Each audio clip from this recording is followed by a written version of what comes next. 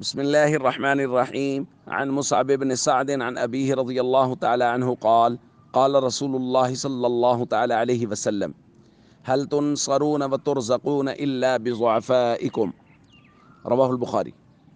نبی کریم صلی اللہ علیہ وسلم نے ارشاد فرمایا، یہ جو تمہاری مدد کی جاتی ہے اور تمہیں رزق دیا جاتا ہے، یہ تمہارے کمزور لوگوں کی دعاؤں کی برکت سے دیا جاتا ہے۔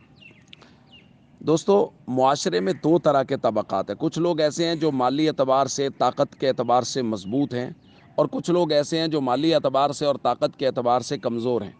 نبی کریم صلی اللہ علیہ وسلم فرما رہے ہیں کہ یہ جو رزق مل رہا ہے طاقتور طبقے کو، مالدار طبقے کو بھی جو رزق مل رہا ہے اور ان کی جو معاملات میں مدد ہو رہی ہے، یہ ضعفاء اور کمزور لوگوں کی وجہ سے ہو رہی ہے۔ دیکھیں، اس کی وجہ سمجھ لیجئے۔ جو طاقتور آدمی ہے، جو مالی اعتبار سے مضبوط آدمی ہے، وہ جب دعا کرتا ہے، عبادت کرتا ہے، تو اس کی دعا میں اس کا کہیں نہ کہیں ذہن میں یہ بات ضرور ہوتی ہے کہ یار میرے پاس یہ سبب حاصل ہے تو میں سبب اختیار کروں گا اور کام ہو جائے گا۔ تو اسباب پر اس کی نظر رہتی ہے دعا کے اندر بھی۔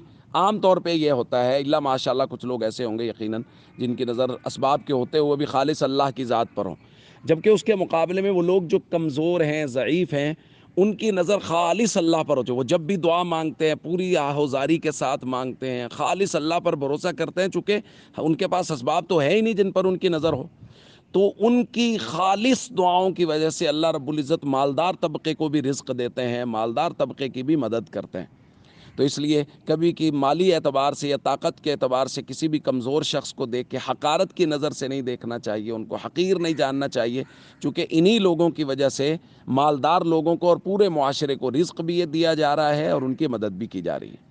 السلام علیکم ورحمۃ اللہ وبرکاتہ۔